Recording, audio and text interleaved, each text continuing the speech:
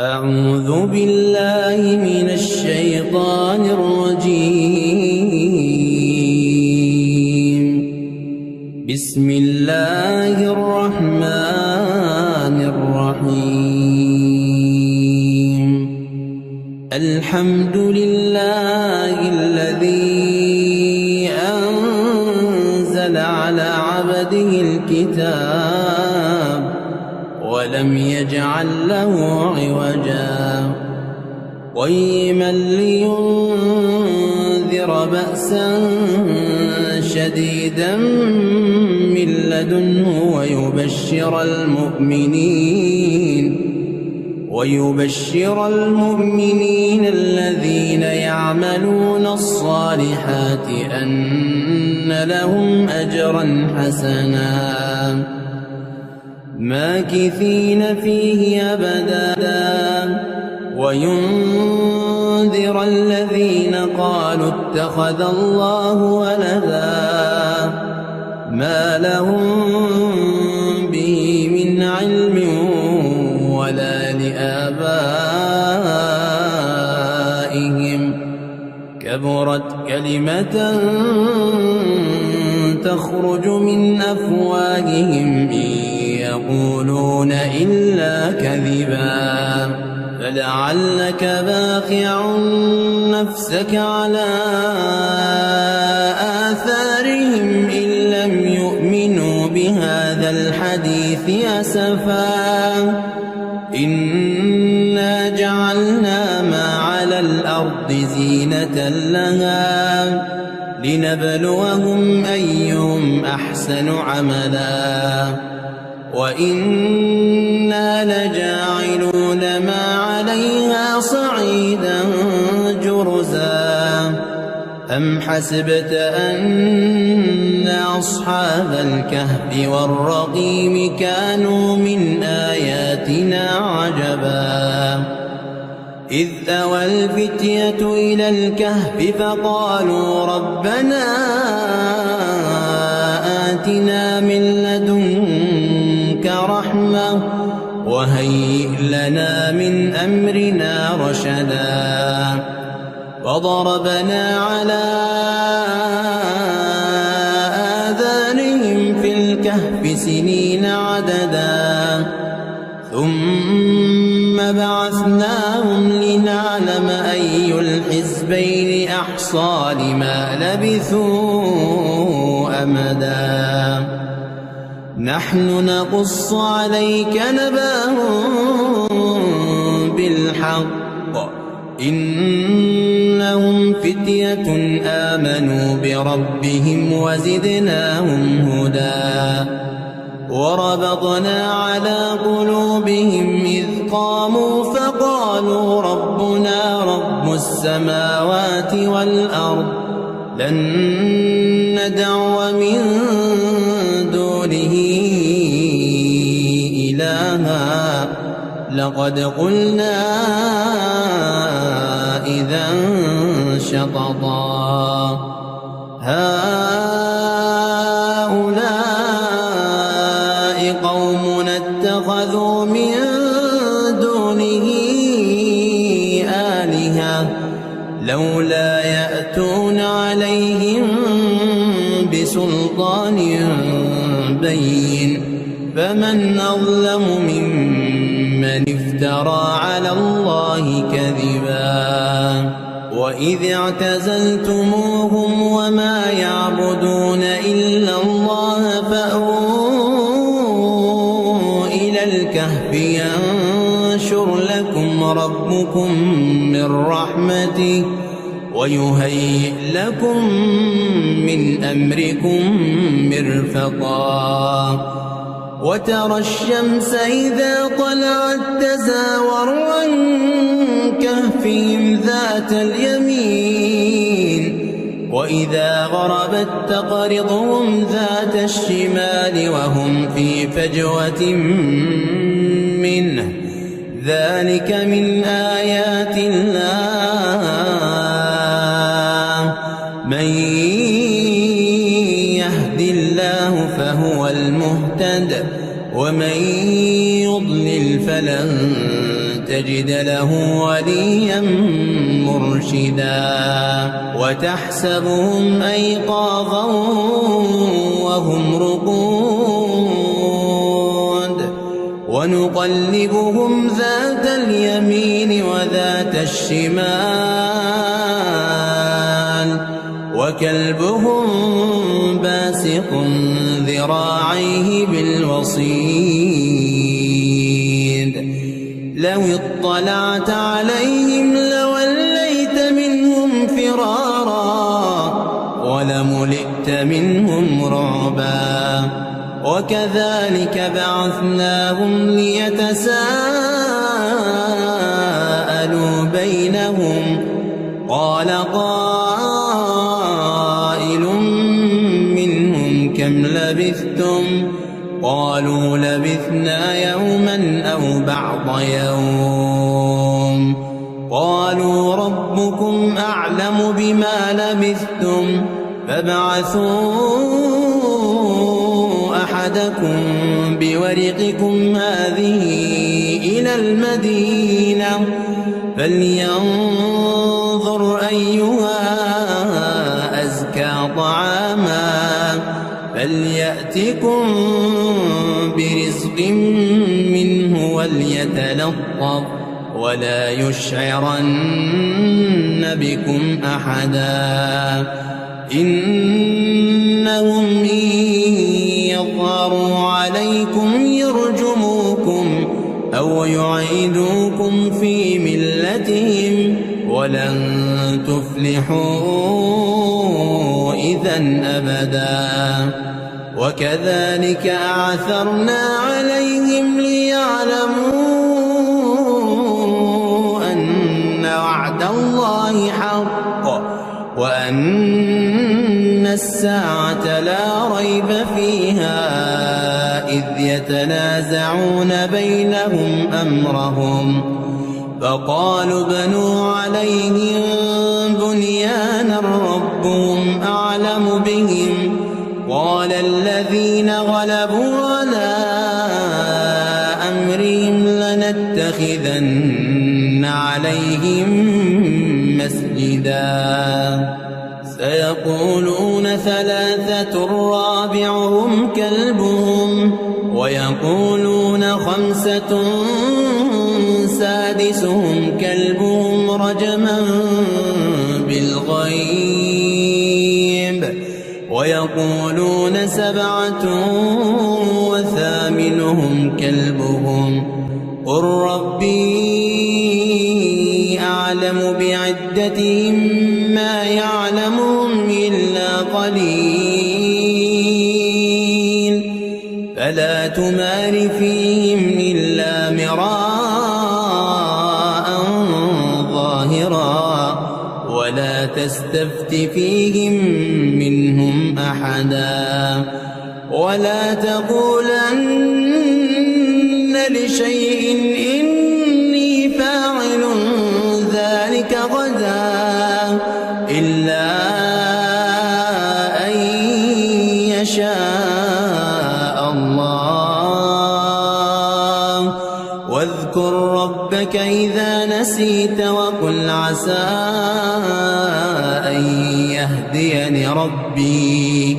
لأقرب من هذا رشدا ولبثوا في كهفهم 300 سنين وازدادوا 9 قل الله أعلم بما لبثوا له غيب السماوات والأرض أبصر به وأسمع ما لهم من دونه من ولي ولا يشرك في حكمه أحدا واتل ما أوحي إليك من كتاب ربك لا مبدل لكلماته ولن تجد من دونه ملتحدا واصبر نفسك مع الذين يدعون ربهم بالغداة والعشي يريدون وجهه ولا تعد عيناك عنهم تريد زينة الحياة الدنيا ولا تطع من أغفلنا قلبه عن ذكرنا واتبع هواه وكان أمره فرطا وقل الحق من ربكم فمن شاء فليؤمن ومن شاء فليكفر إنا أعتدنا للظالمين نارا أحاط بهم سرادقها وإن يستغيثوا يغاثوا بماء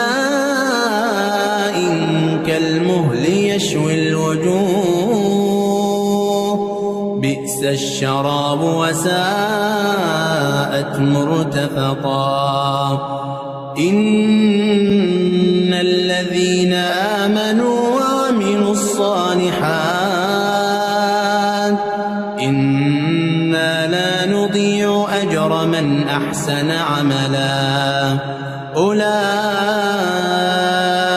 لهم جنات عدن تجري من تحتهم الأنهار يحلون فيها من أساور من ذهب ويلبسون ثيابا خضرا من سندس واستبرق متكئين فيها على الأرائك نعم الثواب وحسنت مرتفقا واضرب لهم مثل الرجلين جعلنا لأحدهما جنتين من أعناب وحففناهما بنخل وجعلنا بينهما زرعا كلتا الجنتين آتت أكلها ولم تظلم منه شيئا وفجرنا خلالهما نهرا وكان له ثمر فقال لصاحبه وهو يحاوره أنا أكثر منك مالا وأعز نفرا ودخل جنته وهو ظالم لنفسه قال ما أظن أن تبيد هذه أبدا وما أظن الساعة قائمة ولئن رددت إلى ربي لاجدن خيرا منها منقلبا قال له صاحبه وهو يحاوره أكفرت بالذي خلقك من تراب ثم من نطفة ثم سواك رجلا لكن هو الله ربي ولا أشرك بربي أحدا ولولا إذ دخلت جنتك قلت ما شاء الله لا قوة إلا بالله إن ترني أنا أقل منك مالا وولدا فعسى ربي أن يؤتيني خيرا من جنتك ويرسل عليها حسبانا من السماء فتصبح صعيدا زلقا أو يصبح ماؤها غورا فلن تستطيع له طلبا وأحيط بثمره فأصبح يقلب كفيه على ما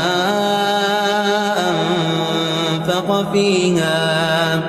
وهي خاوية على عروشها ويقول يا ليتني لم أشرك بربي أحدا ولم تكن له فئة ينصرونه من دون الله وما كان منتصرا هنالك الولاية لله الحق هو خير ثوابا وخير عقبا واضرب لهم مثل الحياة الدنيا كماء إن أنزلناه من السماء فاختلط به نبات الأرض فأصبح هشيما تذروه الرياح وكان الله على كل شيء مقتدرا المال والبنون زينة الحياة الدنيا والباقيات الصالحات خير عند ربك ثوابا وخير أملا ويوم نسير الجبال وترى الأرض بارزة وحشرناهم فلم نغادر منهم أحدا وعرضوا على ربك صفا لقد جئتمونا كما خلقناكم أول مرة بل زعمتم أن لن نجعل لكم موعدا ووضع الكتاب فترى المجرمين مشفقين مما فيه ويقولون يا ويلتنا ما لهذا الكتاب لا يغادر صغيرة ولا كبيرة إلا أحصاها ووجدوا ما عملوا حاضرا ولا يظلم ربك أحدا وإذ قلنا للملائكة اسجدوا لآدم فسجدوا إلا إبليس كان من الجن ففسق عن أمر ربه أفتتخذونه وذريته أولياء من دوني وهم لكم عدو بئس للظالمين بدلا ما أشهدتهم خلق السماوات والأرض ولا خلق أنفسهم وما كنت متخذ المضلين عضدا ويوم يقول نادوا شركائي الذين زعمتم فدعوهم فلم يستجيبوا لهم وجعلنا بينهم موبقا ورأى المجرمون النار فظنوا أنهم مواقعوها ولم يجدوا عنها مصرفا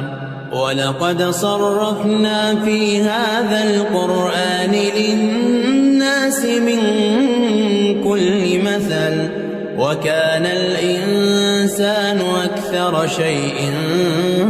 جدلا وما منع الناس أن يؤمنوا إذ جاءهم الهدى ويستغفروا ربهم إلا أن تأتيهم سنة الأولين أو يأتيهم العذاب قبلا وما نرسل المرسلين إلا مبشرين ومنذرين ويجادل الذين كفروا بالباطل ليدحضوا به الحق واتخذوا آيات وما أنذروا هزوا ومن أظلم ممن ذكر بآيات ربه فأعرض عنها ونسي ما قدمت يداه إنا جعلنا على قلوبهم أكنة أن يفقهوه وفي آذانهم وقرا وإن تدعوهم إلى الهدى فلن يهتدوا إذا أبدا وربك الغفور ذو الرحمة لو يؤاخذهم بما كسبوا لعجل لهم العذاب بل لهم موعد لن يجدوا من دونه موئلا وتلك القرى أهلكناهم لما ظلموا وجعلنا لمهلكهم موعدا وإذ قال موسى لفتاه لا أبرح حتى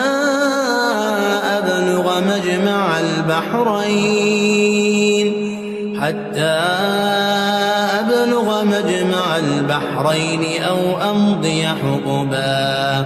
فلما بلغا مجمع بينهما نسيا حوتهما فاتخذ سبيله في البحر سربا فلما جاوزا قال لفتاه آتنا غداءنا لقد لقينا من سفرنا هذا نصبا قال أرأيت إذ ذوينا إلى الصخرة فإني نسيت الحوت وما أنسانيه إلا الشيطان أن أذكره واتخذ سبيله في البحر عجبا قال ذلك ما كنا نبغ فارتدا على آثارهما قصصا فوجدا عبدا من عبادنا آتيناه رحمة من عندنا وعلمناه من لدنا علما قال له موسى هل أتبعك على أن تعلمني مما علمت رشدا قال إنك لن تستطيع معي صبرا وكيف تصبر على ما لم تحط به خبرا قال ستجدني إن شاء الله صابرا ولا أعصي لك أمرا قال فإن اتبعتني فلا تسألني عن شيء حتى أحدث لك منه ذكرا فانطلقا حتى إذا ركبا في السفينة خرقها قال أخرقتها لتغرق أهلها لقد جئت شيئا إمرا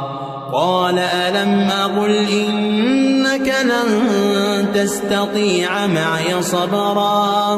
قال لا تؤاخذني بما نسيت ولا ترهقني من أمري عسرا فانطلقا حتى إذا لقيا غلاما فقتله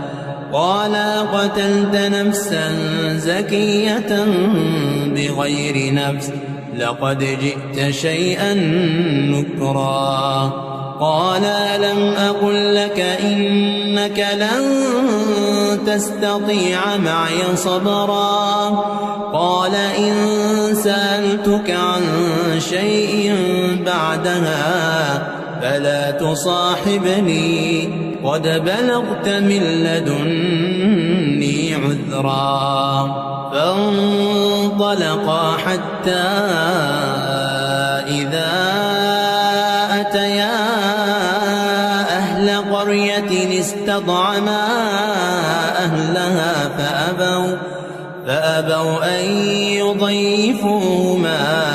فوجدا فيها جدارا يريد أن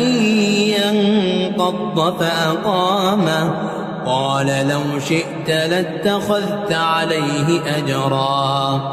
قال هذا فراق بيني وبينك سأنبئك بتأويل ما لم تستطع عليه صبرا. أما السفينة فكانت لمساكين يعملون في البحر فأردت أن أعيبها وكان وراءهم ملك يأخذ كل سفينة غصبا. وأما الغلام فكان أبواه مؤمنين فخشينا أن يرهقهما طغيانا وكفرا فأردنا أن يبدلهما ربهما خيرا منه زكاة وأقرب رحما. وأما الجدار فكان لغلامين يتيمين في المدينة وكان تحته كنز لهما وكان أبوهما صالحا فأراد ربك أن يبلغا أشدهما ويستخرجا كنزهما رحمة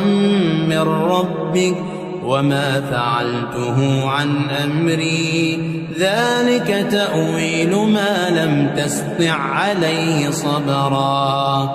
ويسألونك عن ذي القرنين قل سأتلو عليكم منه ذكرا. إنا مكنا له في الأرض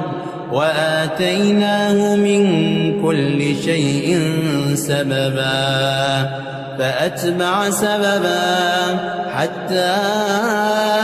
إذا بلغ مغرب الشمس وجدها تغرب في عين حمئة ووجد عندها قوما قلنا يا ذا القرنين إما أن تعذب وإما أن تتخذ فيهم حسنا. قال أما من ظلم فسوف نعذبه ثم يرد إلى ربه فيعذبه عذابا نكرا. وأما من آمن وعمل صالحا فله جزاء الحسنى وسنقول له من أمرنا يسرا. ثم أتبع سببا حتى إذا بلغ مطلع الشمس وجدها تطلع على قوم لم نجعل لهم من دونها سترا. كذلك وقد أحطنا بما لديه خبرا. ثم أتبع سببا حتى إذا بلغ بين السدين وجد من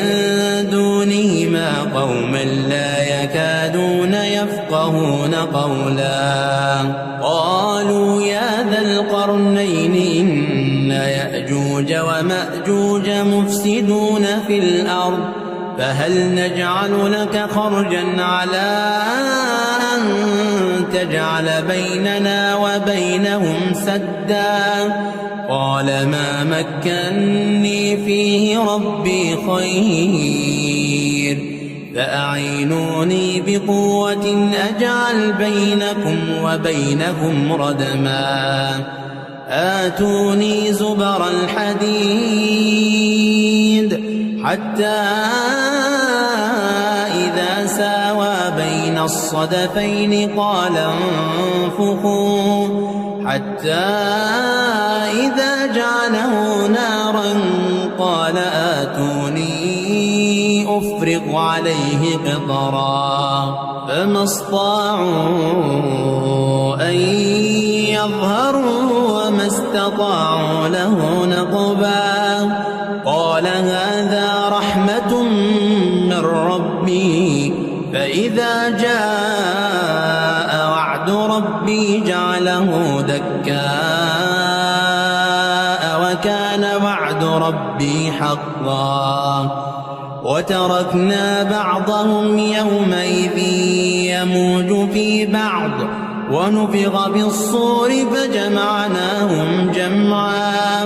وعرضنا جهنم يومئذ للكافرين عرضا